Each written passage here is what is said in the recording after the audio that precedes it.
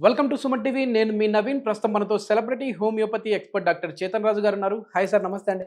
నమస్తే sir. Sir, మోకాల నొప్పులు ఉన్నవాళ్ళు ఈ ఆహార పదార్థాలు మాత్రమే తినాలి, ఈ ఆహార పదార్థాలు అసలు తినకూడదు అంటుంటారు. ఉదాహరణకి ఏంటంటే పుల్లని వస్తువులు ఏమైనా తిన్నా కూడా, పదార్థాలు ఏమైనా తిన్నా మోకాల నొప్పులు పెరుగుతాయి అంటుంటారు. సో అట్లా ఏంటంటే ఇది జస్ట్ ఒక ఐడియా కోసం చెప్పాను.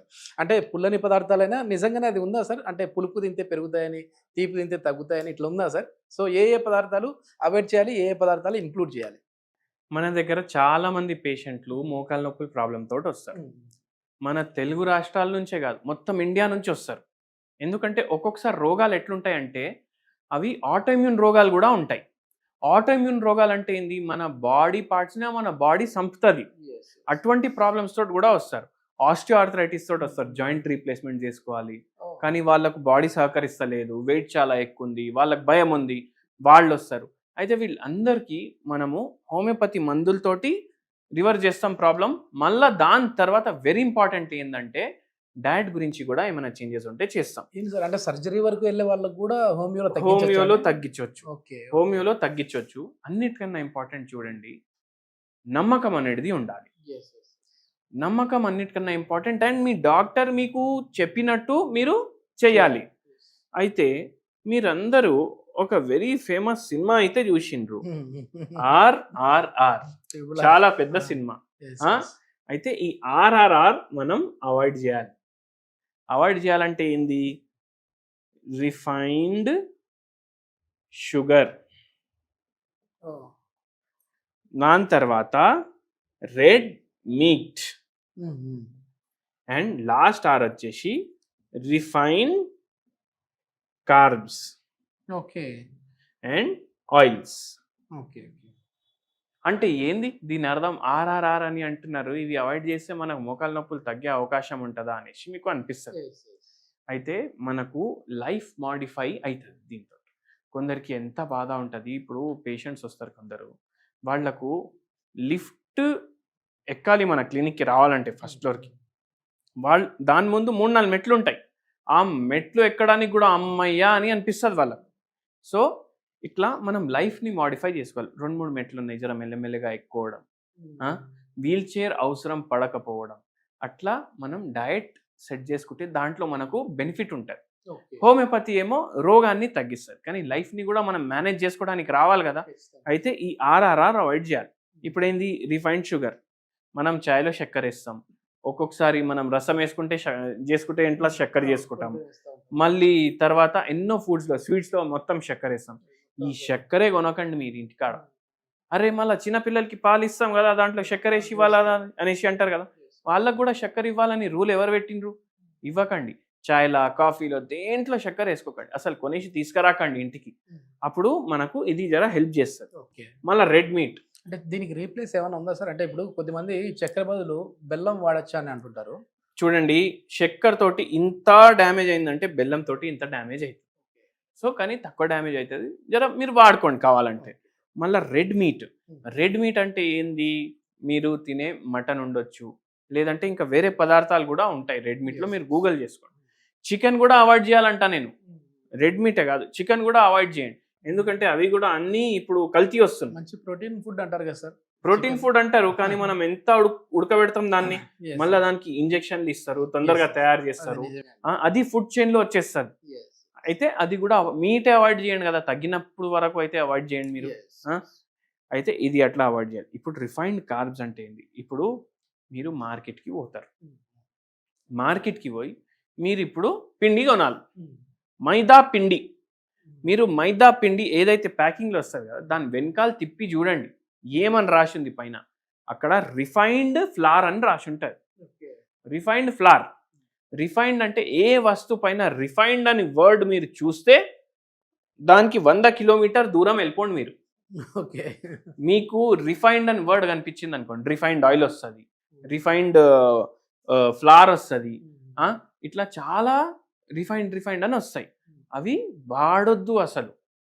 మైదా పిండి ఎట్లుంటది? ఇట్లా తీసుకుంటే అసలు అంటే ఏంటి సార్? దాన్ని మళ్ళీ ఎక్కువ దాంట్లో ఓన్లీ ఎక్కువ మిగిలేది కార్బోహైడ్రేట్. కార్బోహైడ్రేట్ మిగులుతుంది ఎక్కువ రిఫైన్డ్ మైదా పిండిలో. ఇప్పుడు ఏమేం రిఫైన్డ్ అది దేంట్లో వాడతారు మనకు ఎట్లా తెలవాలి అంటే, మీరు ఏది తీసుకున్నా బిస్కెట్ కూడా తీసుకున్నా, మీరు ఏది కొన్నా వెనకాల తిప్పి చూడండి దాని మీద ఏమేమి ఉంది దాంట్లో.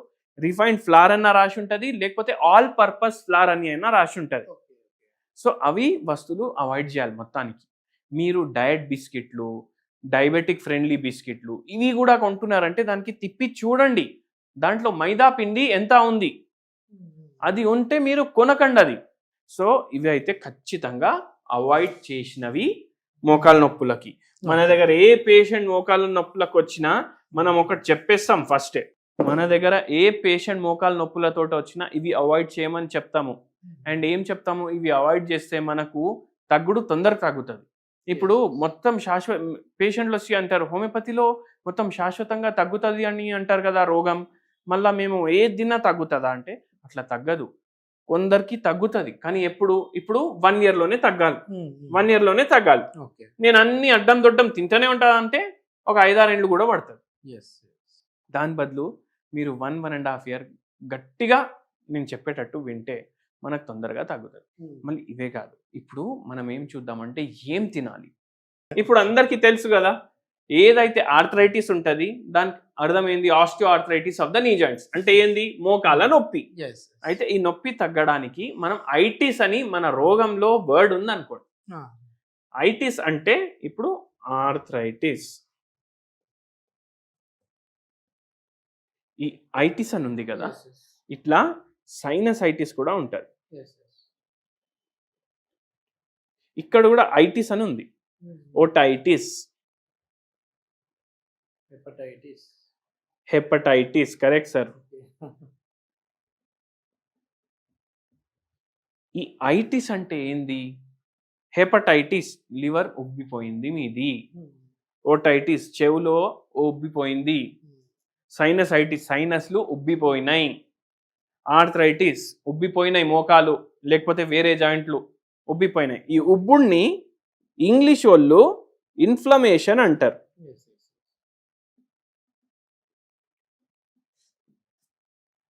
అర్థమైందా ఇప్పుడు మీకు? సో మనం ఎటువంటి డయట్ చేయాలి అంటే యాంటీ ఇన్ఫ్లమేషన్ డయట్. ఇప్పుడు నేను ఇంతకుముందు వస్తువులు చెప్పినా కదా, ఆర్ఆర్ఆర్, అవన్నీ ఏం కాజ్ చేస్తాయి మన బాడీలో, ఇన్ఫ్లమేషన్ కాజ్ చేస్తాయి. ఈ ఇన్ఫ్లమేషన్ని తీయాలి మనం. ఈ ఇన్ఫ్లమేషన్ని తీయాలి అంటే మనం కార్బోహైడ్రేట్లు అవాయిడ్ చేయాలని నేర్చుకున్నాం, రిఫైన్డ్ ప్రొడక్ట్స్ అవాయిడ్ చేయాలని నేర్చుకున్నాం, రెడ్ మీట్తో సహా వేరే మీట్ ప్రోడక్ట్స్ కూడా అవాయిడ్ చేయాలనేసి నేర్చుకున్నాం. మళ్ళీ ఏం తినాలి, గడ్డి తినమంటున్నారా డాక్టర్ గారు అనేసి అంటారు చాలా మంది. కానీ ఇప్పుడు మనకు అన్నిటికన్నా హెల్తే ఇంపార్టెంట్. అన్నిటికైనా హెల్తే ఇంపార్టెంట్ ఉన్నప్పుడు మీ హెల్త్కి ఏది మంచిది అది తినండి. అవునా? ఏం మంచిది అంటే ఇప్పుడు యాంటీ ఇన్ఫ్లమేటరీ ఫుడ్స్ డిస్కస్ చేద్దాం మనం. ఫస్ట్ మీరు బ్రేక్ఫాస్ట్ చూడండి.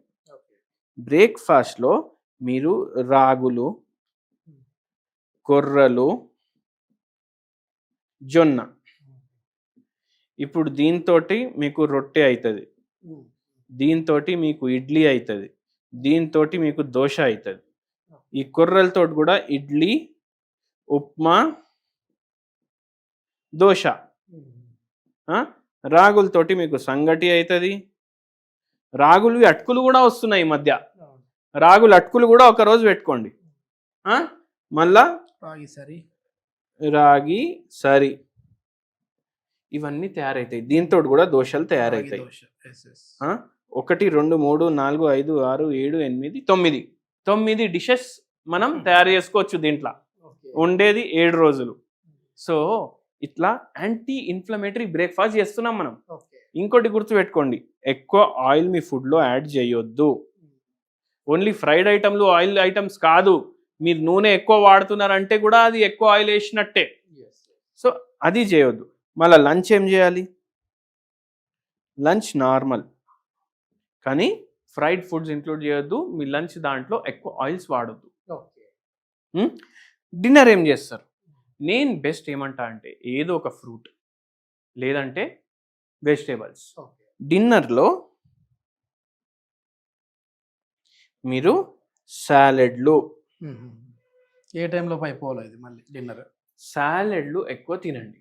మీరు 10కి పడుకుంటారు అనుకోండి, మీరు 7:30 కల్లా డిన్నర్ ఫినిష్ చేయాలి. ఓకే 2:30 గంటలు మీకు గ్యాప్ ఉండాలి నిద్రకి డిన్నర్కి. ఓకే మళ్ళీ 2:30 గంటల్లో జర సేపు మీరు వాకింగ్ చేసుకోవచ్చు. ఈ ఫోన్ చూసుడు బంద్ చేయండి. ఎందుకంటే ఫోన్ చూసుకొని మనం బెడ్ మీద పడుకుంటాం, 2-3 గంటలు కూడా చూస్తాం. అట్లనే నిద్ర కూడా చక్కగా ఉండాలి మనిషికి. అయితే ఆ పని చేయండి. ఎంతో మందికి ఈ డయట్ నాకు ట్రీట్మెంట్లో 80% హెల్ప్ చేస్తారు. ఎవరు నమ్మరు. ఎందుకంటే ఎన్నోసార్లు ఏమవుతుంది, డాక్టర్లు ఏమంటారు, అరే పడుకోండి టైంకి, వాకింగ్ చేయండి, బయట తినకండి. బయట ఎందుకు తినొద్దు అంటారు, ఎందుకంటే అక్కడ ఆ ఆర్ఆర్ఆర్ ఉంటాయి ఎక్కువ. నిజమే. కానీ అది మనకు అర్థం కాదు. మనం ఇంట్లో కూడా ఆర్ఆర్ఆర్ వేసుకుంటే బయట ఫుడ్కి ఇంటి ఫుడ్కి ఏం తేడా? సో అది మీరు గుర్తుపెట్టుకోండి. సో 80% పేషెంట్స్కి ర్యాపిడ్ ఇంప్రూవ్మెంట్ ఉంటుంది మన డైట్ కూడా ఫాలో చేసి. మన దగ్గర మందులు తీసుకుంటారు వాళ్ళు. సో ఇది మీరు మైండ్లో పెట్టుకోండి. అండ్ మంచిగా మీ మోకాల్ని నొప్పికి తగ్గించుకోండి. ఎస్ సరే, ఇది వీటితో పాటుగా ఏదైనా రెమెడీ అంటే ఇన్ఫ్లమేషన్ తగ్గించే టీ లాంటివి ఏమైనా ఉన్నాయండి? ఇన్ఫ్లమేషన్ తగ్గడానికి మీ కిచెన్లోనే 100 వస్తువులు ఉంటాయి. ఆ 100 వస్తువుల్లో ఒక 10 వస్తువులు చెప్తా, ఒక మంచి హోమ్ రెమెడీ చెప్తా. లవంగాలు, నిమ్మకాయ రసం, పసుపు, దాని తర్వాత ఇలైచీలు, ఇవి చాలా బెటర్ చేస్తాయి. దాల్చిని చెక్క, మళ్ళీ కొత్తిమీర, కరియాపాకు, ఇవి కూడా, ఇవన్నిట్లో యాంటీ ఇన్ఫ్లమేటరీ ప్రాపర్టీస్ ఉంటాయి. వెజిటేబుల్స్, దేంట్లో అయితే ఫైబర్ ఎక్కువ ఉంటుంది దాంట్లో కూడా యాంటీ ఇన్ఫ్లమేటరీ ప్రాపర్టీస్ ఉంటాయి. ఇవన్నీ వాడండి, మంచిగా మీకు బెటర్మెంట్ ఉంటుంది. అయితే మనం ఇప్పుడు ఏం చేస్తామంటే ఒక గిలాస్ తీసుకుంటాం, దీంట్లో ఫుల్ వేడి నీళ్ళు నింపుతాం. వేడి నీళ్ళు నింపేసి దీంట్లో 1 పించ్ టర్మరిక్ వేస్తాం. 1 పించ్ టర్మరిక్ వేసి దీంట్లో 1 పించ్ దాల్చిని చెక్క ఇది వేస్తాం, కలిపేసి తాగేస్తాం. డైలీ మార్నింగ్ ఒకసారి, నైట్ ఒకసారి. 1 కప్ ఫుల్ వేడి నీళ్ళు. అంటే ఇది బాయిల్ చేయాలా ఇవన్నీ వేసేసి? లేదు, ఫుల్ వేడి నీళ్ళలో వేసేసినా చాలు. Okay okay. ఫుల్ వేడి నీళ్ళలో మీరు గిలాస్ లో నింపుకున్న తర్వాత ఈ 2 వేయండి. ఓన్లీ 1 పించ్ చేయాలి. పౌడర్ 1 పించ్ చేయాలి. టర్మరిక్ 1 పించ్ చేయాలి. దీంతో మీకు మోకాల నొప్పులు జర డిఫరెన్స్ ఉంటుంది. ఓకే ఓకే సార్, ఇప్పుడు ఇంట్రొడక్షన్ లో అడిగినట్లుగా ఏదైనా పులుపు వస్తువులు ఎక్కువ తింటే, అంటే లెమన్ తిన్నా, చింతపండు తిన్నా మోకాల నొప్పులు పెరుగుతాయండి? చూడండి, కొన్ని వస్తువులు ఇప్పుడు హోమియోపతి ఏం నమ్ముతుంది నేను చెప్తాను. నేను వేరే దాని గురించి చెప్తాను. ఇప్పుడు ఒక పేషెంట్ వచ్చింది, ఇప్పుడు జనరల్ గా చాలా మందికి పులుపు ఆలుగడ్డలు తింటే ఎక్కువ అవుతాయి. ఆలుగడ్డలు తిన్నప్పుడు ఎక్కువ అయింది అంటే కొందరికి ఆలుగడ్డ తింటే తక్కువ అనిపిస్తుంది. అయితే మనం వాళ్ళకి ఏం చెప్పము. కొందరికి స్వీట్ తింటే తగ్గుతాయి, కానీ అయినా 100% యాంటీ ఇన్ఫ్లమేటరీ ఉంది కాబట్టి వాళ్ళకు కూడా అవాయిడ్ చేయమని చెప్తాం. అయితే అది హోమియోపతి సిద్ధాంతం. మనకు ఏది పేషెంట్కి ఇష్టం. ఇప్పుడు స్లీప్ సైకిల్ ఉంటుంది. చాలా మంది ఏమంటారు, 6:30కి లేవండి, 8:30కి పడుకోండి. కానీ కొందరిది బయాలజికల్ ఎలా ఉంటుందంటే వంశపరంగా, అంటే జెనెటిక్ గా వాడికి 10:30 తర్వాతనే నిద్ర వస్తుంది. వాడికి మనం 7:30కి పడుకోమంటే వాడు ఎట్లా పడుకుంటాడు? సో అట్లా అన్ని చూస్తాం హోమియోపతిలో. ఇది మొత్తానికి ఏంటంటే కేవలం మందులు ఒకటే కాదు, మనం తీసుకునే డైట్ అనేది కూడా మన మోకాల నొప్పిని కావచ్చు, ఇతర బాడీలో ఉన్న బోన్కి సంబంధించిన కావచ్చు, ఈ నొప్పుల్ని తగ్గించే విధంగా ఉంటుంది. సో సర్జరీ వరకు వెళ్ళాల్సిన మోకాల నొప్పులు ఉన్న వాళ్ళు కూడా హోమియోపతి మందులు వాడి వాళ్ళ పెయిన్స్ని అయితే తగ్గించుకున్నారని చెప్పి డాక్టర్ చేతన్ రాజు గారు చెప్తా ఉన్నారు. సో ఇట్లాంటి ప్రాబ్లమ్స్తో మీరు ఏమైనా సఫర్ అవుతూ ఉంటే దీనికి సంబంధించి ఇంకా పూర్తి వివరాల కోసము డాక్టర్ గారి కాంటాక్ట్ నెంబర్ ప్రొవైడ్ చేస్తా ఉన్నాం, మీరు నేరుగా సార్తో మాట్లాడచ్చు. Thank you sir.